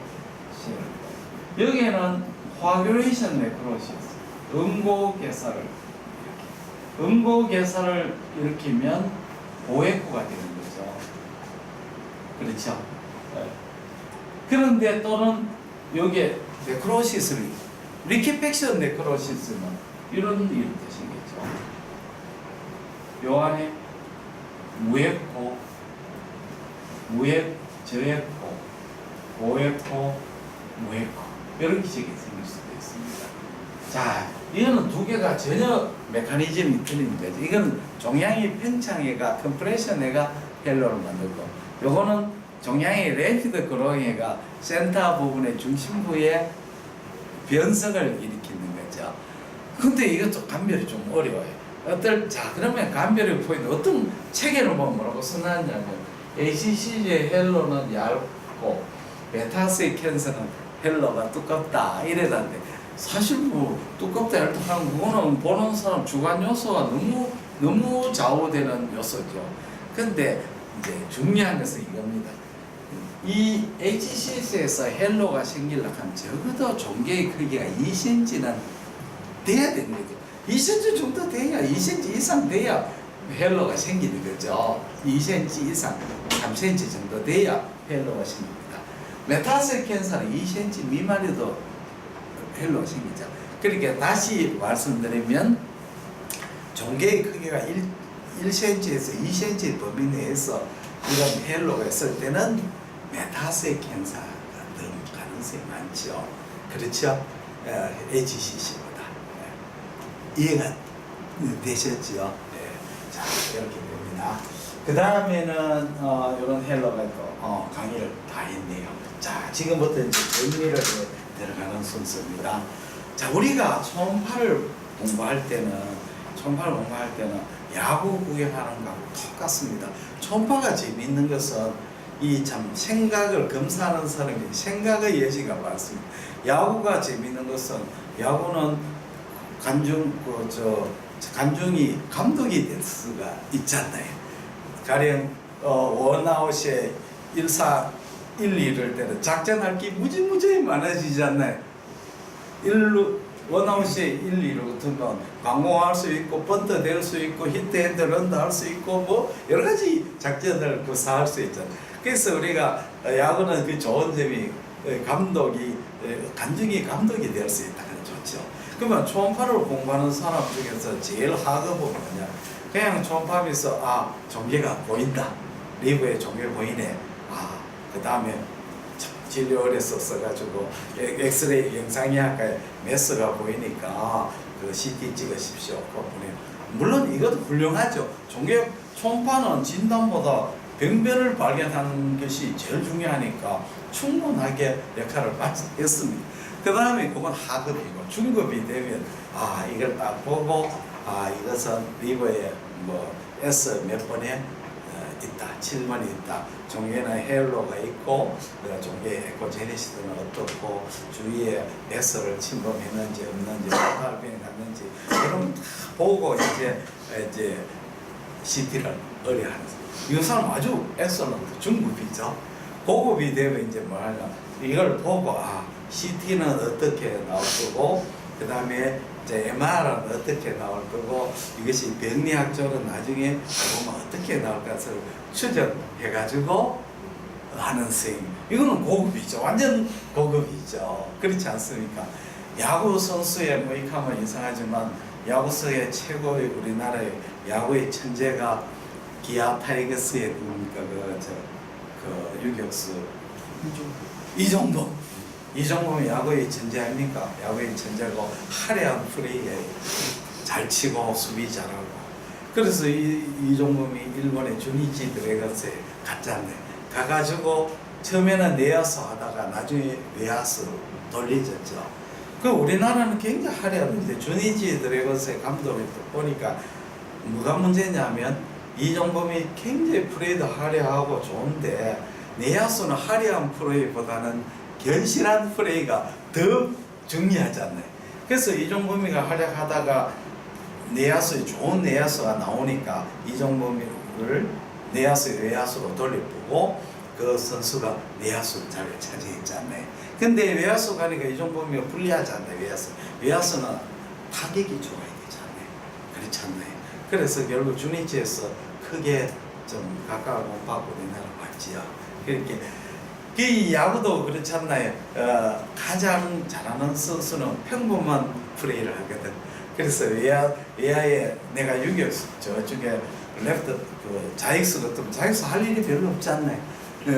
노상 놀고 있지 않나요? 그러다가 이제 란나가 있고 그러면 다 보고 있다가 수비 위치를 딱 정해가지고 공이 딱 날아올 때 잽싸게 그 자리에서 탁 잡으면 남이 보기에는 굉장히 평범한 플레이 하는 거지. 선상에서 그냥 툭 잡아보면 평범한 플레이다.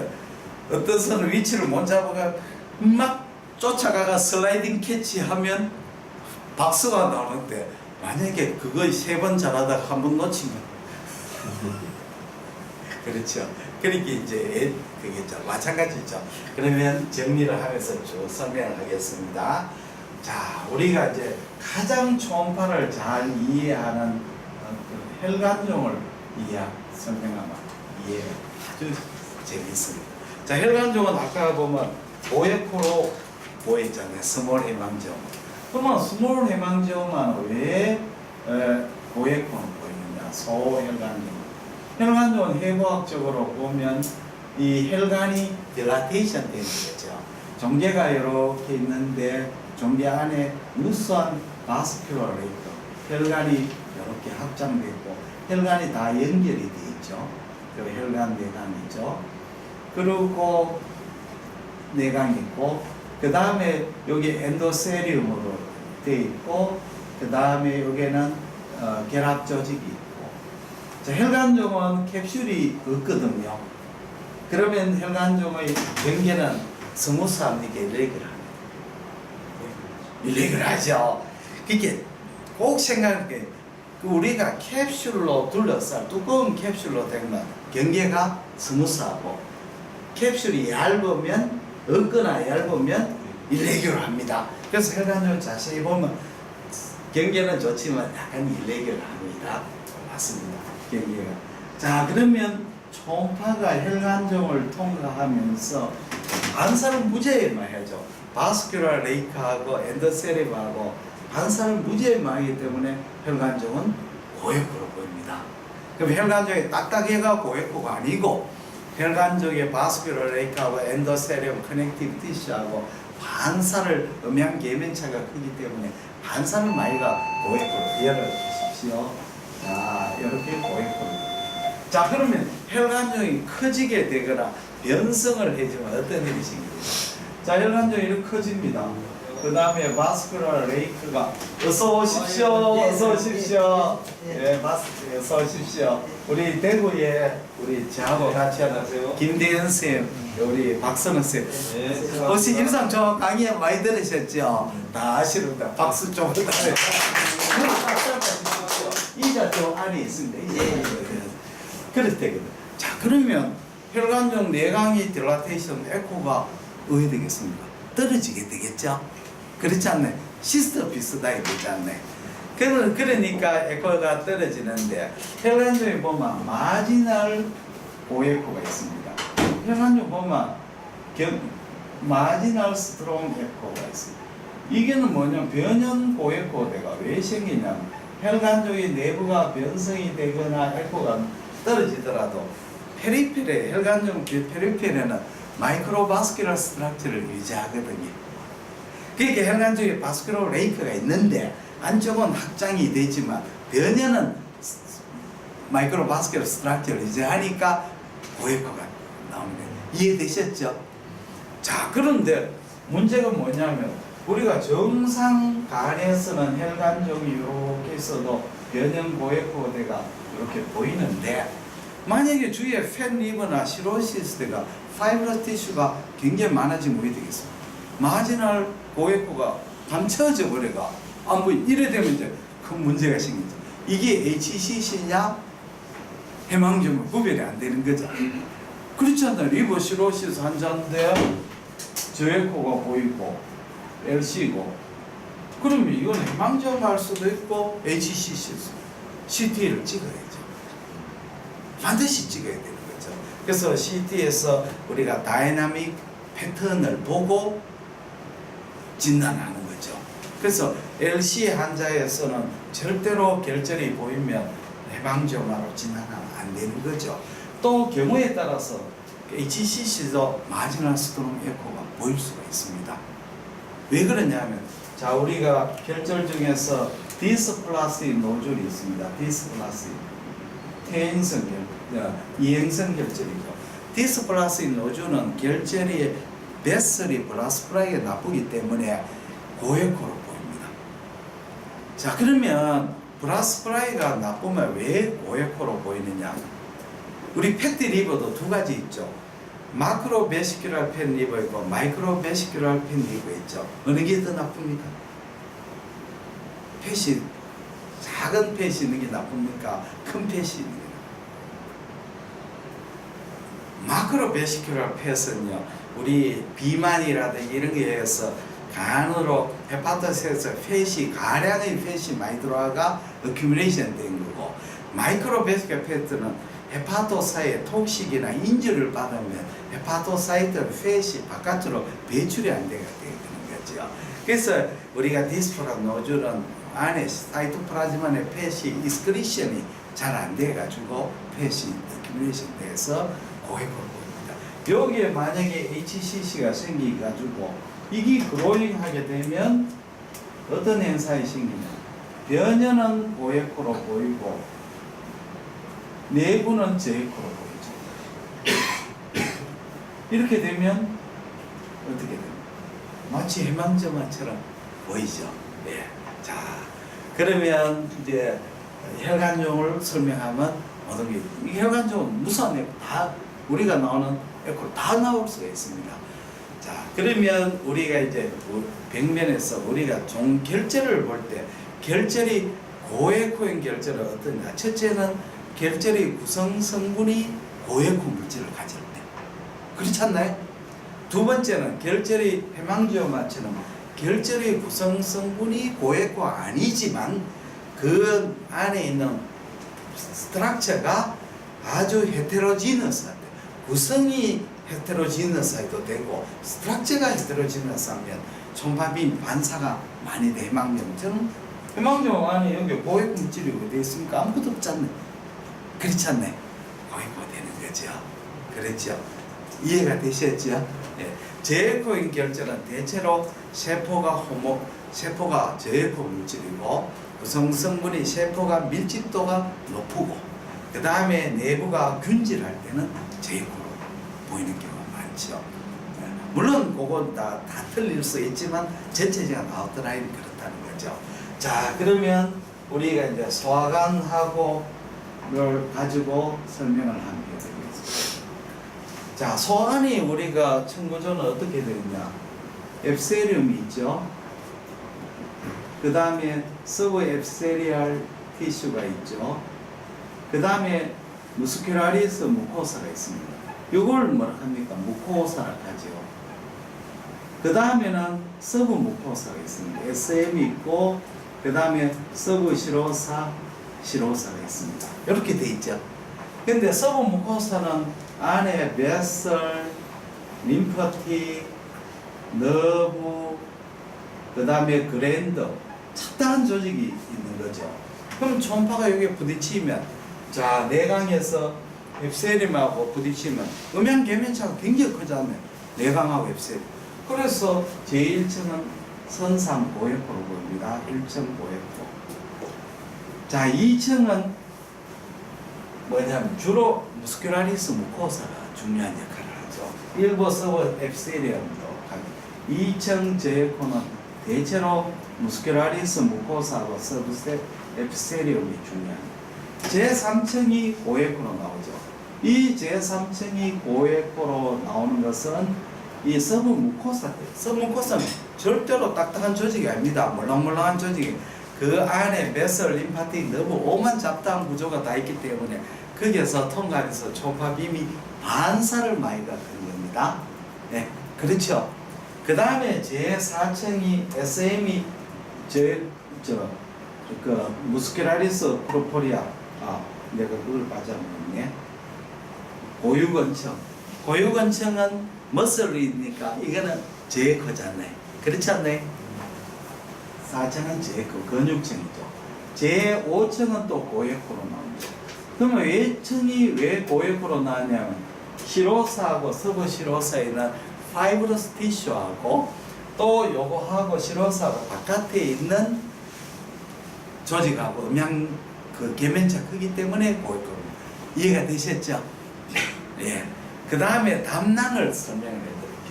담낭이 이렇게 있으면 담낭에 우리가 담낭이 이제 디스텐션 됐을 때 우리가 엠피오 해가지고 담낭에 바이러스가 많이 찼을 때는 담낭이 안에 무에코로 보이고 요게 1층 요게 고에코층을 보이죠. 요 고에코층은 무엇이냐 하면요 서브 시로살 팬레이어입니다. 그게 담낭의 앱세륨은 어떠냐 소간하고 틀립니다. 앱세륨이 이렇게 있습니다. 앱세륨이 있고 그 다음에 서브 앱세리얼 레이어가 있습니다. 서브 앱세리얼 레이어가 있고 요까지는 같은데 무스큘라리스 무코사 없어요. MM이 없습니다. 그 다음에 서브 MM이 없고 서브 무코사가 없어요. 서브 무코사 없어요. 그 다음에 머슬층이 있는데 이 머슬층은 소화관하고 틀립니다. 소화관 머슬은 종주근과 횡륜근 있잖아요. 머슬이 쭉 가는 근육하고 돌아가는 서큘러 머슬 두 가지가 있잖아요. 그렇지 않나요? 그래야 컨트랙션도 하고 페리스탈시스 만든 담낭의 근육은 종주근이 없고 횡근과 있거든요. 그게 머슬의 층이 치밀하지 못하고 틈새가 많습니다. 그 다음에는 뭐가 있냐? 아주 얇은 서브 시로살 파이브러스 레이어가 있습니다. 파이브러스 레이어. 그 다음에는 두꺼운 서브 시로살 팬 레이어가 있습니다. 이게 두껍습니다. 그 다음에는 시로사가 있습니다.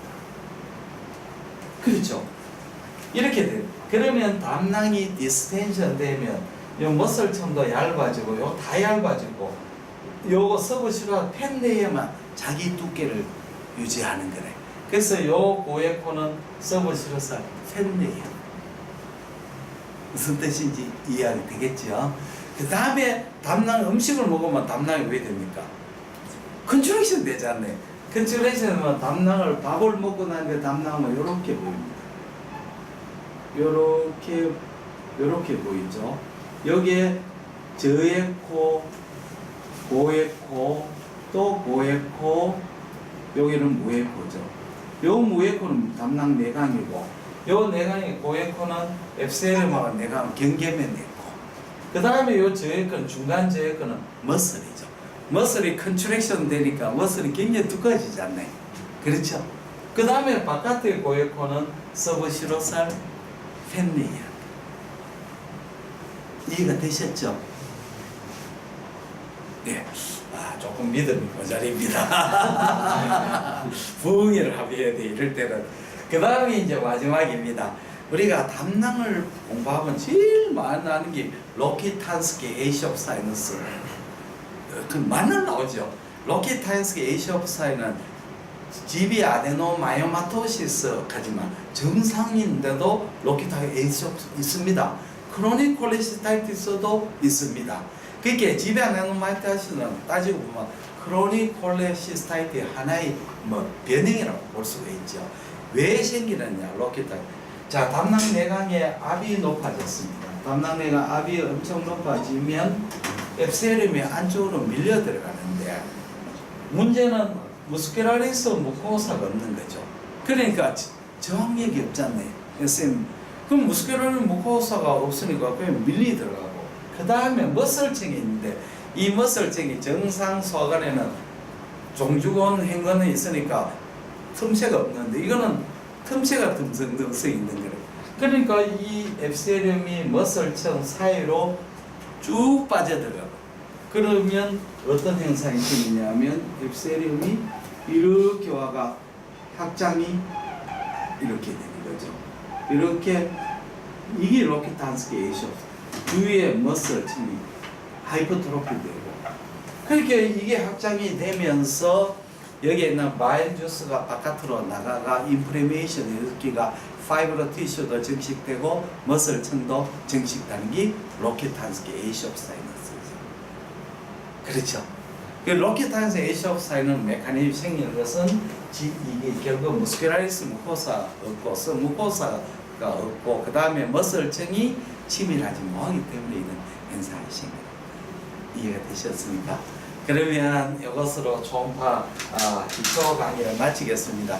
다시 설명해 드리면 우리가 초음파를 볼 때 그냥 우리가 벽면을 찾는 것도 중요해요. 벽면을 보면서 생각을 좀 하는 게 좋습니다. 이것이 왜 고액코냐, 이것이 왜 저액코냐, 이런 걸 생각하면 아주 재밌습니다. 재밌습니다. 그냥 보는 것보다 생각을 하면 얼마나 재미있습니까? 그래서 앞으로 유튜브를 통해서 강의도 들으시고, 앞으로 제가 책을 앞으로 우리 대구하고 서울TV 초음파 교과서를 만들, 거기에는 이제 설명을 병리를 기초로 초음파를 해설하려고 합니다. 대단히 감사합니다. 우리 소개를 해드리겠습니다.